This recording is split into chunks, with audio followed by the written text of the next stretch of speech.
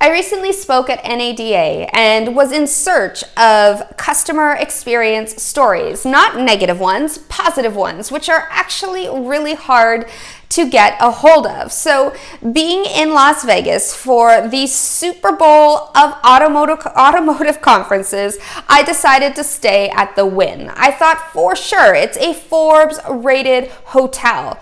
I'm going to collect some killer stories that I can share with you and share on stage. Boy, could I be more wrong. Just because it's a Forbes rated hotel doesn't necessarily mean that it is going to give you the experience that you expect. The one thing I say on stage all the time is that disappointment are expectations not met. And when you're a Forbes rated hotel, those expectations are through the roof. Everything from housekeeping, taking away my food before I was done, leaving coffee cups, not turning down the room, not using my name, but using the name of the gentleman that was staying with me and calling me by his last name, assuming I was married. It was incident after incident of an experience that did not feel like they cared about me. Now, on the opposite end, I couldn't believe the amazing experience that I got at the Westin Grand in Vancouver. So I was just out there this past weekend and my kids, my girls, traveled with me.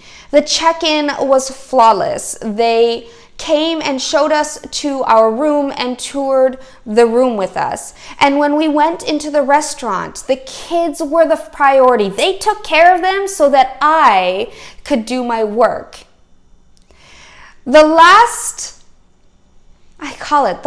impression that the Westin Grand left with me was that at 6:30 in the morning, when the restaurant was closed and we were on our way to the airport, I had two very hungry children.